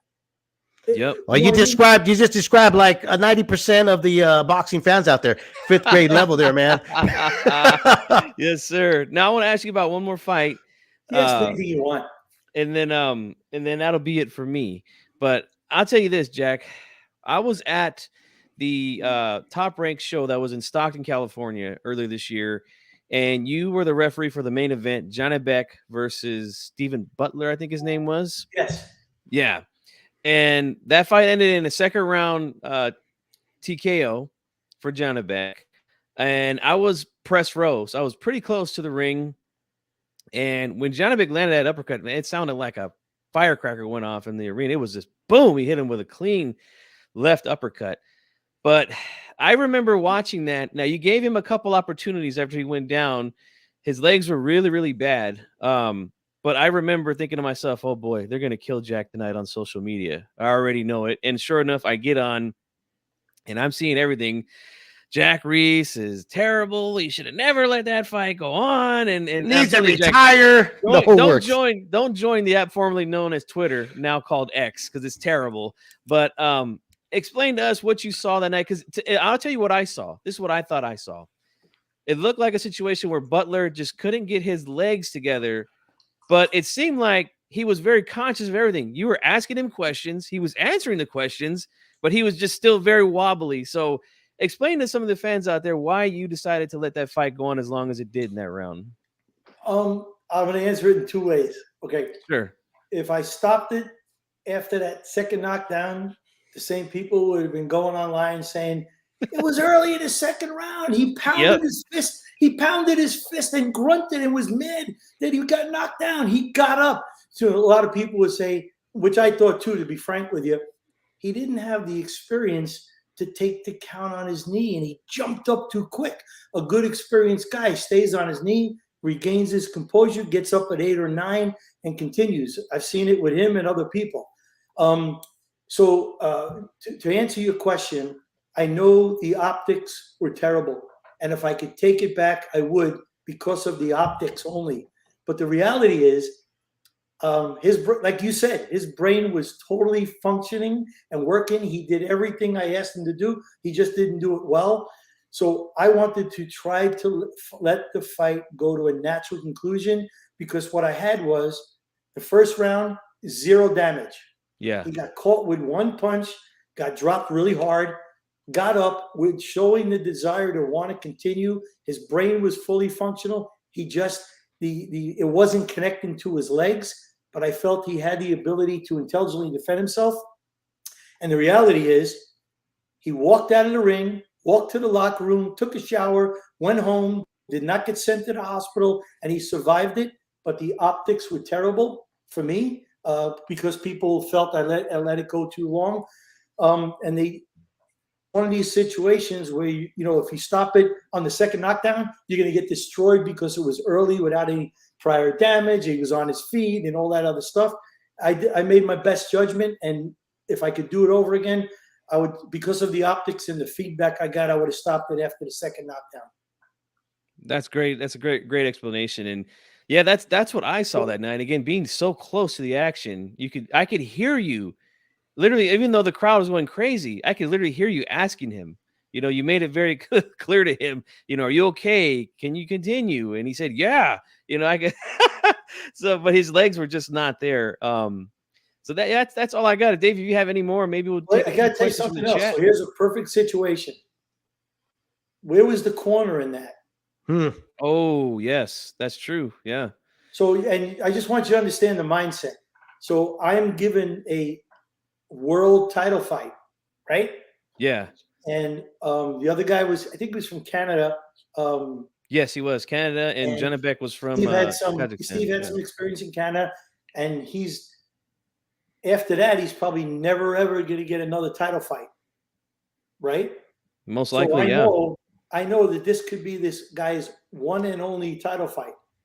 If I stop this thing, and he's 10 seconds later, he's fully recovered, and he's jumping up and down and going, why the F did you stop it, and all that stuff, he's going to walk around and say, this referee, and I've had this before, this referee took my opportunity, stole my fight, and he's going to fight again and again and again. He's going to get more and more damage.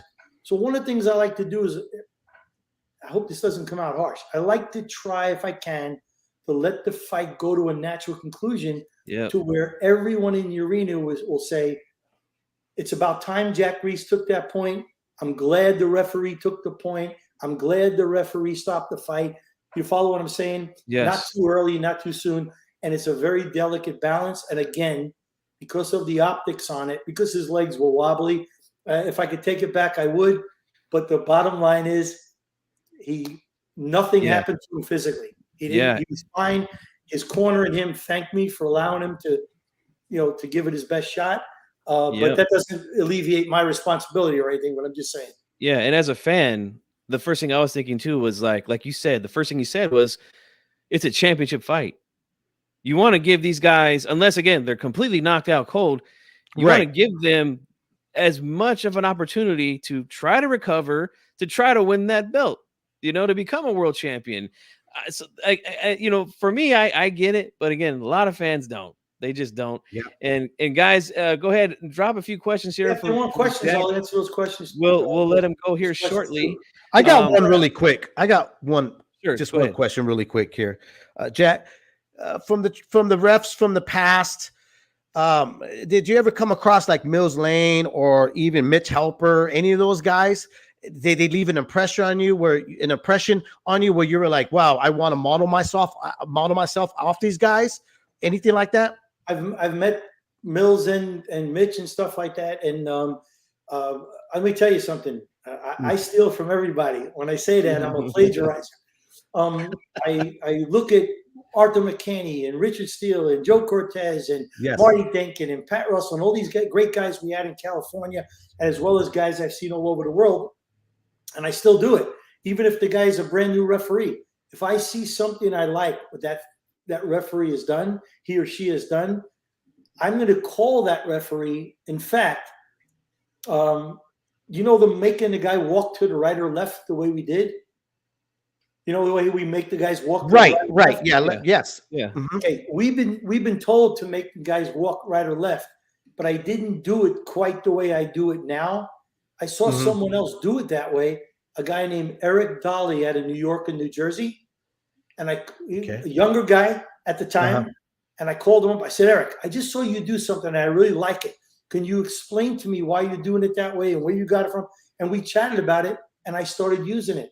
So I don't need to be right. I just want to do what's right. And if I can learn from somebody else, I call them up and I try to learn. That's great. That's great. That's great. Yeah. Here's a question here from one of my longtime subscribers. Super Funk Master G says, Mr. Reiss, do you like the ability to use instant replay during fights? I think I answered yes, Super Funk. I think I answered that before. I love instant replay. We all make mistakes. We all miss things. And instant replay gives us the ability to get it right in the ring, not hurt a fighter's career. Actually, do what's right for the fighters and do what's right for the sport and move forward. I think it's great, and we all should use it. Yeah, I think so too. If it can help, definitely. Although there are times like with the Franco and Maloney rematch, I believe, where it looked like the guy hit him with the side of the glove, the thumb side, and then they ruled it a headbutt, even though there was instant replay used, and that was in Nevada, not California. Right. Yeah, that was a little strange there. We got another one here, which is from the Beatles. Larry, I did the Franco after that fight in Nevada. They did the next one in Oklahoma, and I went and did it there. Oh, that's right. That's right. And yeah. I missed something, and instant replay fixed it. But you got to understand, all the commentators, they both threw at the same time. And Maloney, I'm not Maloney, Franco went down. Yeah. And to me, it looked like the punch got him right on the side of the face and he went down. All the commentators were screaming, oh, Maloney hit him with a beautiful right hand. Right hand, right. Yeah. When Franco got up, he wasn't hurt at all. And he goes, I slipped. So I asked Gary Ritter, who's a very experienced referee. He was doing replay that night. We were switching off, him and I. And I said, start the replay. And then by the time the round was over, I walked over. I said, Gary, what was it? He goes, no knockdown. We changed it, and everybody was happy. The commentators saw that they made a mistake too. It was beautiful. Yep. It happens. That's what it's there for. Yeah. And Lobito's Boxing Breakdowns here says, do you have to stay in shape to be a referee? Oh, my God. You should. And yes, it's a responsibility that you should take seriously. All I'm going to tell you guys is they're going 12. I got to go 12. And if I'm not in shape physically and mentally, I'm going to have a lack of concentration. If I'm having physical trouble in the ring, it's going to distract me from my mental concentration that I need. So me personally, and I know Ray and Tom and Russ and all these other guys I keep mentioning, we all do the best we can at our senior ages here to stay in some kind of shape, to be able to go, 30 to 40 rounds, 30 rounds a night usually, but that 30 rounds sometimes is over a 7, 8, or 9 hour period. We get to the arena sometimes, and we get there 1 or 2 o'clock in the afternoon, and the main event doesn't even go on till 10 o'clock at night. It's long days. Me personally, I keep hydrated. I bring protein bars because you just don't want to be stay sharp, hungry, tired, dehydrated, all that stuff. Yeah, that's great stuff. And a question here from Al's Ghost. It says, what is the greatest fight that Jack has seen? I think maybe he's saying maybe one that you've actually worked. So we'll just go with that. Which is the greatest fight that you've worked, actually? That's a hard question. I don't know if I can. I've had very memorable moments in lots of different fights. So it would be hard to pick, one specific fight out. But, man, it's hard to compete with Hagler Hearns. That 2-round war, and then Gotti Ward won, and there's just been such great fights over time that my fan favorites when I was a fan. But I've had I've been blessed with some wonderful moments in lots of different fights. So to pick one fight specific, I really can't think of one right now. How about what fight left your shirt soaked with blood the most? That's a good question. I think I got a picture of it I could show you. Berman Stavern against Chris Arreola. Oh, yes. Stavern Arreola. I was wearing a green WBC shirt, and I'll try to find it for you. And I was soaked. I was soaking wet. And you guys, it's almost like a disgusting thing, but I'm just telling you, when people bleed heavily, you could actually smell the metal, the iron in your blood. It's a different smell. It was all over me, my hair, my face, my hands. I'll see if I can find the picture and I'll send it to you, and you can show the fans. In fact, I know I got it, Mario. Here's another one. Now, again, I don't know if you can comment on this because it's about another matchup that you weren't involved in, but my buddy from War Week Radio Network here says, in my opinion, the Morel Jr. versus Yarbosanilov, I believe that's correct, stoppage seemed to have an effect on the trigger finger for the Romero Barroso matchup. I think he's talking about the Tony Weeks stoppage in the Romero Barroso matchup. I don't know, dude. Is that a thing with referees? I don't know if you could answer that, but is that a thing with referees where if something happens to a fighter, you're involved in the fight, do you carry that with you or I don't know. Do you like you question yourself in another fight from a previous one? Anyone who tells you that they don't is full of shit. We are human. Absolutely. And if we've been pounded by something, it's in the back of your mind, and it could have a great effect. You've got to fight that off. Mario, I just sent you that other picture, and you got to understand this picture I sent you. I had just finished wiping my face and my hair, but look at my hands and look at my shirt, and you'll see how jacked up I was. I'm getting it right now. But yeah, I think that's something that, you know, referees are human. Of course, if a tragedy happens and they're involved in the match, I think it's going to affect them no matter what. As professional as you guys try to be, those things definitely take effect. I want to throw something else at you guys that you might not know that happens. So you're a ref, right? And you get a great older champion either trying to make their last hurrah or on the way down, and they're trainers, and you're in there, and this young upcoming Virgil Ortiz type fighter, you know, buzzsaw, just, you know, or you know, there's so many of them right now, Stevenson and all these guys, right? They're doing a good job of pounding that fighter, and you go in the corner and you want to help with the corner because you want to let the corner know that you're not going to let this thing continue. And the corner man, sometimes the chief second, is reluctant to stop that fight. You know why?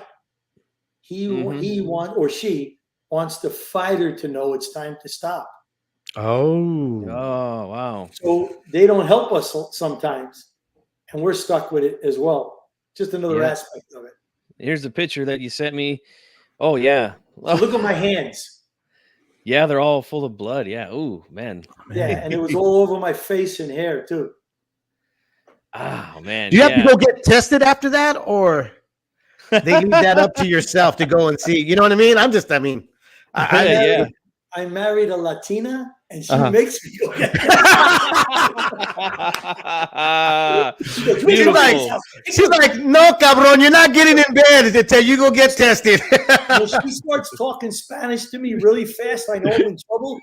Yeah. She tells me, take the clothes off in the garage, down to your skivvies, and get in the shower. That's how I was at the beginning of the pandemic. I get you, Jack. I'm right there with you. My brother here, Haram, is everything in a bag. Then I take it to the dry cleaner. Yeah. There's a question here about Pritchard Colon. Now, that's again one of the tragedies that has happened in the sport. And he's asking, was the referee at any fault for his current disability? I believe that was for punches to the back of the head. Rabbit punches. Sustained the injury. I think Ray, when I had Ray on last year, he talked briefly about that. I don't know if you want to give an opinion on that, Jack, or not. It's up to you. There's an ongoing lawsuit, and I am not saying a word. The family is suing, and I'm not allowed to say a word. I won't say a word. Got you. Absolutely. No problem, man. And yes, Shoeshine Boxing there says there is a card this weekend in Tahoe that our guy Terry Lane is promoting up there. Man, I wanted to go up there, but I went down to LA and this is where I met Jack Reiss, got his information and got him to come on today. So yeah, my trip without the wife is gone for the year. So, it's one of those things, but I think we'll end it here. I said I wanted to go an hour, but this has been so good. We're almost at 2. Holy mackerel. Jack, time flies when you're having fun, man. And this has been great, Jack. And we're gonna get you on again. Maybe we get you and Ray on at the same time. I think that would be good. That'd be great. You guys got great chemistry together. You'll have to have 2 interpreters, one for each of us, then, huh? That's great. But absolutely, Jack, if there's anything that you want to say to the fans, now is your time. I'm going to give you the platform to get your final thoughts out there to the fans. Let them know whatever it is you want them to know. Now is your time, buddy. Yeah, I want to thank the fans, the loyal boxing fans that come out and watch. Please continue to do so. And you could help boxing and help yourself by trying to learn, what the judging criteria is, and trying to learn some of the rules of boxing and how they're practically applied and stuff. And maybe do what Mario and Dave here are going to do. Go to some seminars and join in. It'll be a lot of fun for you, even if you don't have any aspirations of being an official. I've had a lot of guys come to classes that we've taught that had no aspirations, but they just wanted to understand the sport a lot better. And we would love to have you guys there and entertain you and see what we do to be to work as hard as we work, so we could be the best we could be. And we're not perfect. We are not perfect. You can count me in for next year for sure. I'll be there. I'm definitely was looking into it already and checking out the website that you have up. And I was like, this would be fun. But I'm one of those guys that love to go get just to one, live life, 2, learn something through life. And also, I always tell my kids, hey, it doesn't hurt to just jump into something to find out whether or not you're going to float or you're going to sink. I agree. That's true, man. And I know I hate to be this way, but I do know a little bit more than most fans because I do have 2 friends that I've known pretty much my whole life that work for the commission, two inspectors, and they do a majority of the shows that are in California.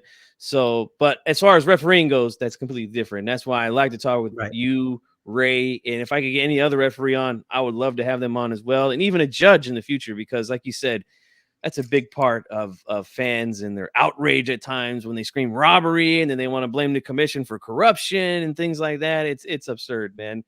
But yeah, it's a shame, but that's the way the whole world is going now. And what I would ask of the fans and the commentators and whoever is, before you judge somebody, put yourself in that guy's position when it comes to stopping a fight or not stopping a fight, or who won the round. When you're sitting in that seat as the judge and the pressure is actually on you, it's a lot different than sitting at home or just without any pressure on you. You could even, there's scorecards. You could find real judges' scorecards, and you could download them and print them out and cut them up and go to fights, or even when you're at home on TV, write them out. Shadow judge, just judging how you would have saw it, and then try to learn of why maybe these judges saw it a different way. And I wish the judges would do more of that. I wish everybody would do more of that. The sport needs people that are committed to it, not just here because they want to sit around the coffee machine at work and, hey, I did that fight. All I know is that I am a professional armchair quarterback Sunday kind of guy, and if anybody wants to come to my classes, I can teach you how to do it the right way as well. Yeah, that's what you guys do for a living. No. Go ahead, Dave. Go ahead. Yeah, I do PDR work, with this paintless dent repair removal. I own my own company, but I was a union pipe fitter plumber for 25 years before I retired. Good for you. Yeah. So you were in the mafia. You were a union guy, huh? I was a union guy, yeah, but we never saw any of that. And that word mafia doesn't exist in our vocabulary, I was a union guy too in the fire department, and I could use you right now. I got this big dent. Somebody opened a door in my car. I need that thing pulled out. But well, I'll have G give you my number, and we could set something up. I could go head down over there and take care of it for you, brother. No problem. You don't have to. I'll take care of you. You don't have to do that. I appreciate it. How about you, Mara? He does great work. I'm a commercial driver, so that's what I do. Oh, like Ray. Yeah. So I'm a driver, and I need my 8 hours. Long hauls, short hauls. What you do? Short. I actually work for the school district here in Sacramento. So nice. Yeah. My daughter got me into it. She is special needs. So God bless her. So, God bless you, man.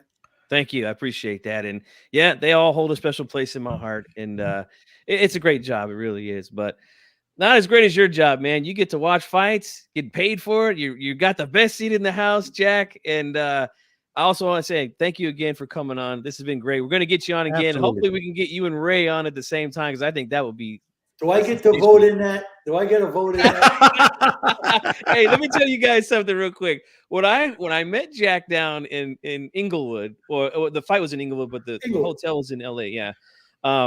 I said, "Hey, Mr. Reiss, good to meet you." I introduced myself. I said, "Yeah, I just talked with Ray. I had Ray on my channel before. I want to get you on." And Jack looks at me and he goes, "Well, if you had this guy on your show, then I ain't coming on." You know. Ray and I have been real close friends for 25 years. This just like you. I'm sure when you were a pipe fitter, and you worked for a school district, there's politics involved, and you don't even do anything wrong, and you're in trouble sometimes.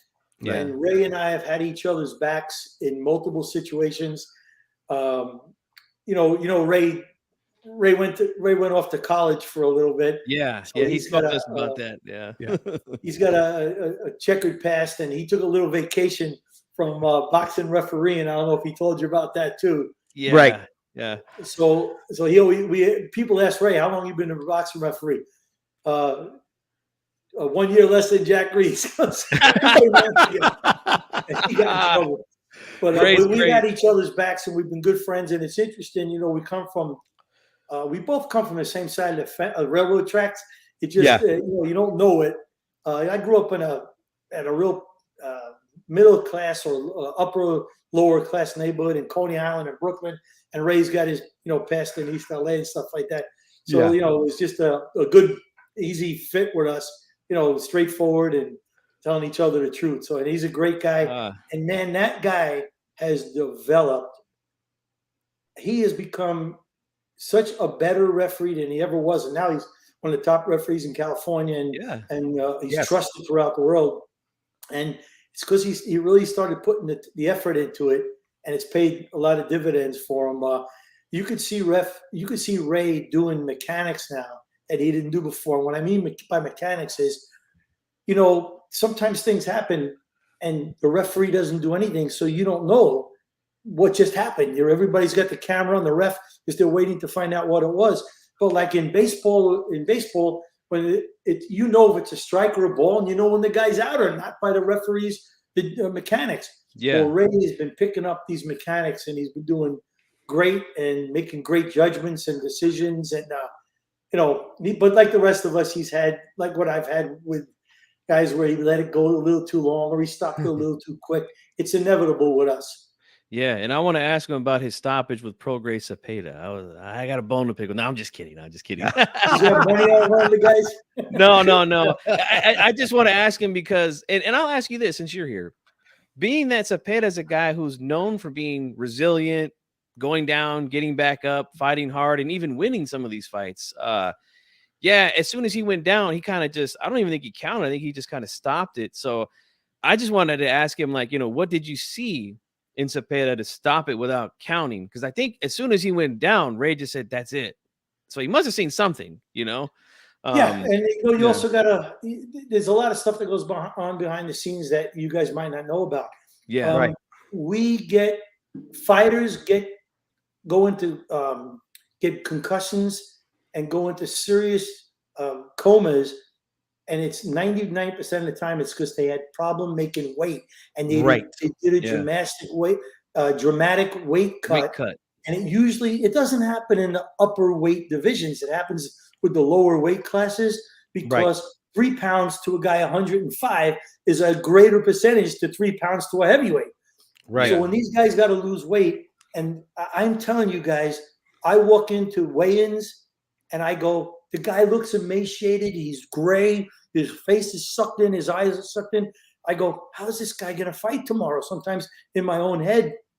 And then you see them 3 hours after the weigh-in and they've hydrated and they're a totally different person. But it's very dangerous because you don't get the electrolytes back. Right. In 24 hours. Anyway, maybe Ray, maybe that was happening before the fight. I don't know. You're going to have to ask Ray. But there are things that definitely play into our factor when we're going to pull a plug on a guy. But Ray will answer you. He might say, hey, I pulled the plug too quick. Or he might say, no, this is what was going on. Who knows? Yeah. No, we can't take it back once we've done it. Oh, I know. Yeah. Part. Yeah. And I would definitely love to ask him that. And again, I'm going to try to see if I can coordinate with you two guys to get you on. I'd love to do it with Ray.